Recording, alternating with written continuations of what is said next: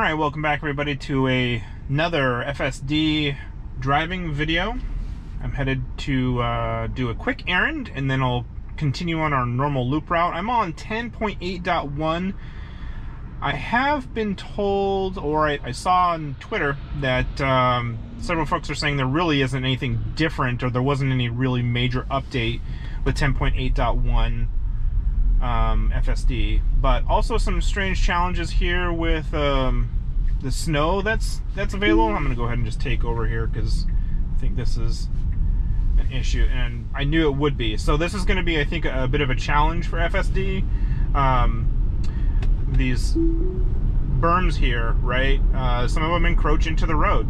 So I figure we do a loop. I haven't driven in a while, and this is actually the clearest the roads have been here for quite a while, and especially since I've gotten the update. So that's certainly why, one of the reasons I haven't done a video in a bit. But yeah, hopefully roads are clear enough to give Beta the opportunity to do some navigation.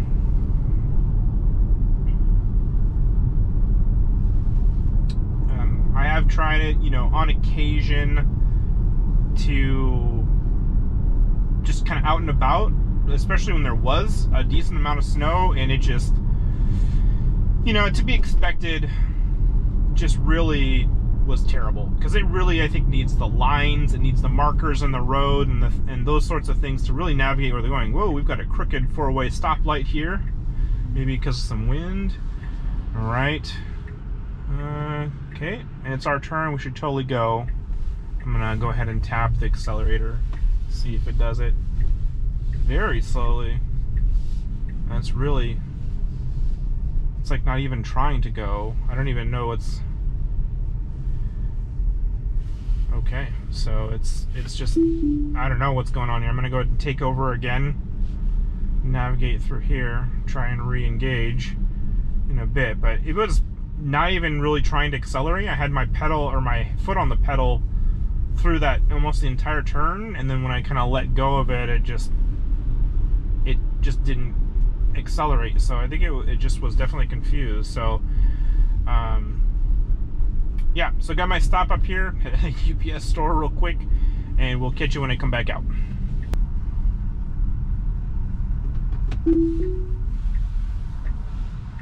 Alright, so done with the errand. Gonna do an unprotected left here. We'll see what happens. Should definitely wait.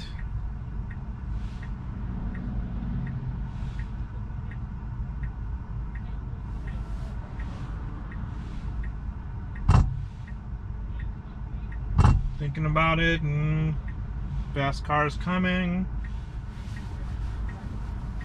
Got some pedestrians behind me. Nope, I didn't feel comfortable with that. I was gonna go, I think, and maybe could have made it, but I don't know. Alright, so not off to a great start, but again, maybe could have made it. I mean, I think there was maybe enough room in there, but we'll see. Alright, so up to our kind of first four-way stop, or our light up here onto the bridge. And okay, so there's some weird notices there. It should get in the leftmost lane. Again, I don't think it's not gonna do it. And we'll probably wait until after this turn. Gosh, it's just really, this is not really pretty bad. Okay, so I gave it a little bit of gas. It does need to move into this lane. Looks like it's doing it. Good. All right. So we're on track for our destination.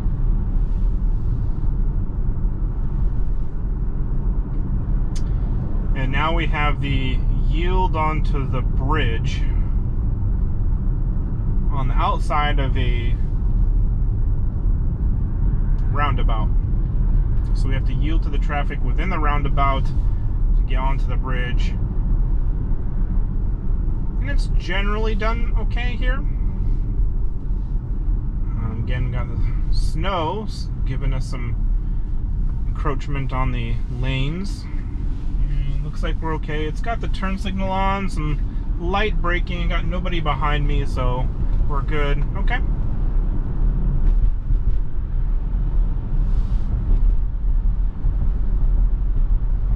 So the rest should be pretty straightforward, especially if the road is clear, or at least until we get to our intersection. And got a right turn up here, which is usually pretty easy.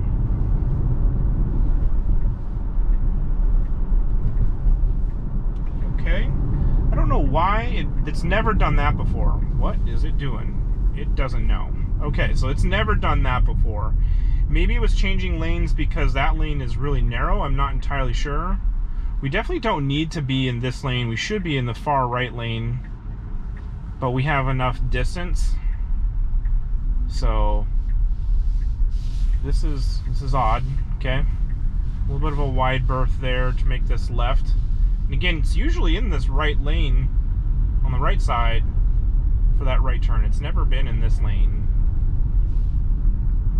But maybe, again, it knew something we didn't.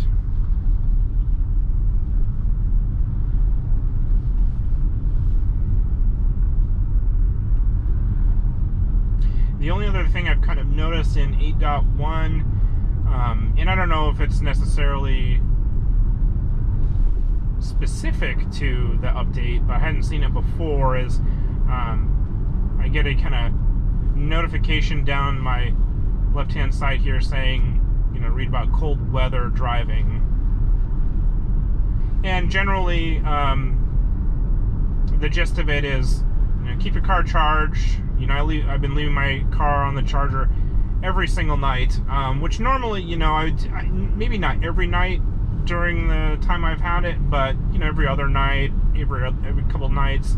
I have heard folks say, you know, best practice is just kind of leave it on the charger, you know, overnight, every night, and it really shouldn't be an issue. And more often than not, it's mostly just because I forget or something, right?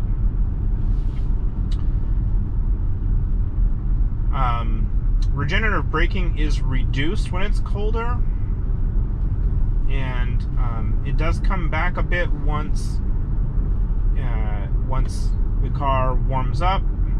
Another thing that that's recommended that I also do is I preheat the car, and that was one of the recommendations, is preheat the car. So either from the app or schedule it before you're driving, so that not only is the cabin nice and comfy once you get inside and are on your drive, but also it heats up the battery pack, so it's at, you know, optimal performance when you're driving as well.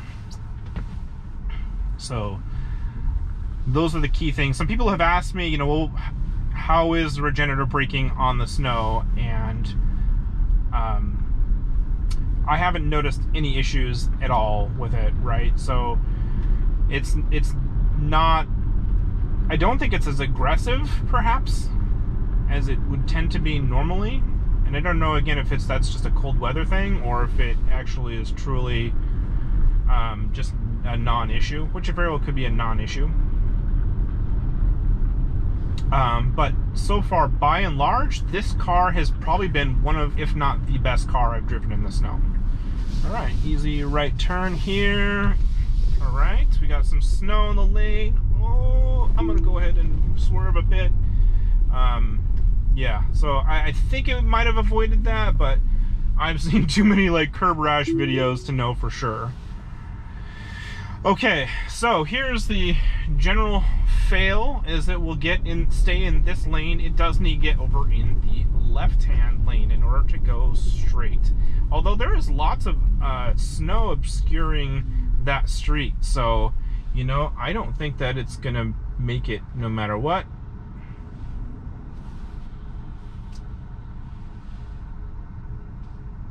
I'm gonna let this car go, and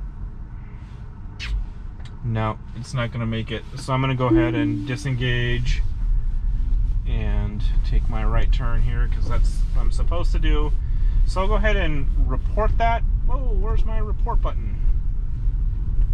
Oh, it's way over here. It's been a while since I've done a report, right? Yeah, so it just does not like that at all. And, you know, it certainly doesn't help with all the snow around that lane is obscured anyway. So, yeah, so to be expected from past behavior. But let's set our next destination. End destination, and we'll continue on.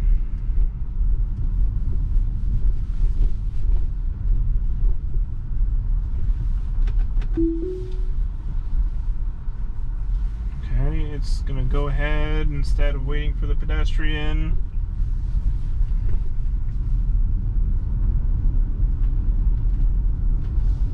We got some non-issue snow in the road, but it's definitely keeping a little bit closer towards it. Okay, so I'm gonna go ahead and take over on this one as well. Yeah, again, the berms I think just really are causing an issue with its navigation pathing, and something that, you know, I just kind of have to do myself. Okay, unprotected left, cross 2 lanes. Should definitely wait. We're a bit, I think, far into the intersection than I think we need to be. It can go, well,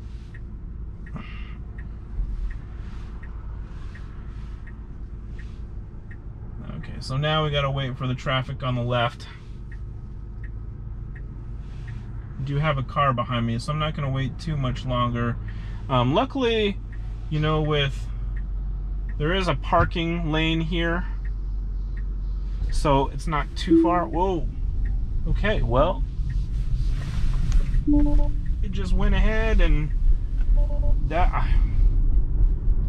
man,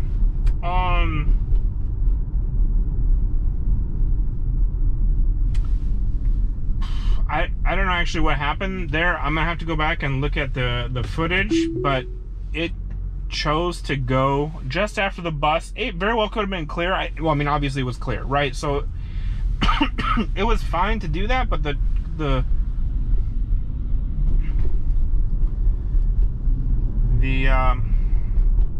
bus was still kind of in the intersection as it was starting to turn, and I couldn't see past it, which again, there wasn't any traffic coming, and again, maybe it was calculating that, but coming from the perspective of I've never taken a left while, you know, a car is still kind of in the intersection, even if I'm having to cross lanes.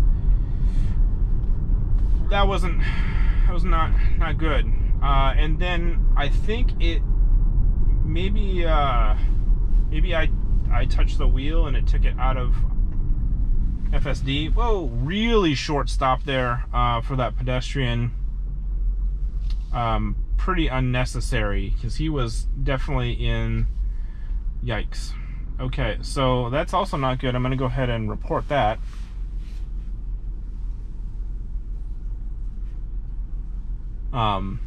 We had plenty of room in the crosswalk, and maybe again it was trying to predict the pedestrian's path, but I was really far back, and luckily again I didn't have anybody directly behind. I mean, I have traffic by me now, but there wasn't anybody like on my tail, right? But that was probably that was one of the more harsh stops I've encountered.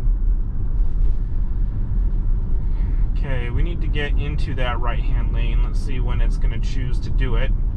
Okay, it's noticing those blue cars, marking them blue. So we should be able to go. Now it's seeing the Subaru. It's going to let the Subaru by and then get in. Okay, so that's fine. Again, as a person, I would, a human being, I would have gotten into that right-hand lane for that intersection, just so I was here. Okay, onto the bridge. Yeah, so far, not a great drive. although I didn't, you know, to be honest, I didn't have high hopes. I think there's just, winter driving is definitely something that Tesla is going to have to tackle. This is not unexpected for a lot of places in America during the winter. You're gonna have you know, markings on the road. It's gonna do this turn thing, does not. Okay, so and again, this truck was trying to merge at the same time it was taking its time. Let's re-engage and see what happens. We do need to, I mean, this is the right lane, but it always does this weird jog to the left then to the right. Okay, let's see if it does it.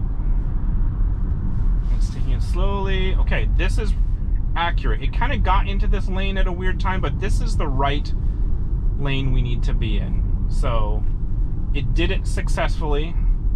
And the good thing was it didn't follow that truck. Normally I would have thought that it would have said, oh, no, I'm following the truck. Okay, so I must have put too much pressure on the wheel there for that during that turn. But it did the right thing. That is one of the few times it has made that correct, and also not make that jog into the right lane, then back into the left lane during the turn. So it was actually good, and the desired outcome. But we had that, you know, I think the truck moving in front of us as it was making a lane change, I think that was okay. It was just close, right? Oh, and a sharp kind of turn there into the right lane. Again, it was okay, and it should turn into the first available lane, but it kind of jerked over. And again, the snow could be interfering with it. And again, it's going to have to make this merge up here, and it's going to have to do it with that snow. And no, that's not going to have to disengage here, because, gosh. All right, so very kind of harrowing FSD loop, right? And again, I kind of knew it would be. But as I was mentioning, Tesla has to figure this out. There has to be, especially with the vision, I think that might give Tesla an edge here if they can figure out the pathing right, and take into account things like the snow berms and the shorter lane sizes, and accounting for that, even if the road is obscure, or might have to go, you know, in some cases, and especially when it's really bad, you know, we might be in the middle lane, and then also, even though you shouldn't be, but you might have to, just because of the berms. They have been out that far where you're not in a lane, right? And then of course no markings at all. Now would I want to have FSD work with in pure snow with no lane markings at all? I think eventually, right, they're gonna have to in their first kind of, hey, whatever level 5 it is, or level 4 they're shooting for, you know, I don't know what the requirements are for that, you know, in inclement weather and conditions. But excuse me, certainly something has to give here, and especially if they're trying to come out with a car with no steering wheels. I'm gonna go ahead and just take over because we're at the end of our loop here. If they're gonna come out with a car with no steering wheel, people still got to get around even in inclement weather, so then they do have to figure that out. But at this point, you know, with you know, again, I didn't have high hopes just simply because I'm sure Tesla isn't actively developing a whole lot for my specific situation, or maybe others yet, right? I mean, I think they're really still trying to perfect the, I guess, more ideal scenario or typical driving conditions, I suppose. That's going to happen, you know, 80 to 90% of the year, maybe even, you know, maybe even more than that for most people.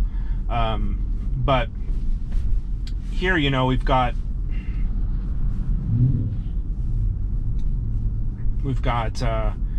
snow berms and that sort of thing that just needs to be figured out and at some point dealt with. Because again, like even for me, just driving around, I would throw on FSD a good portion of the time at a good portion of the time during normal drives, but hadn't considered it much, especially with all the snow that's been around here.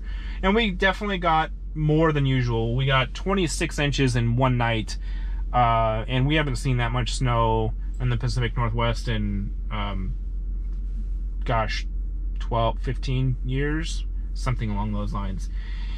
So it's definitely unusual for us.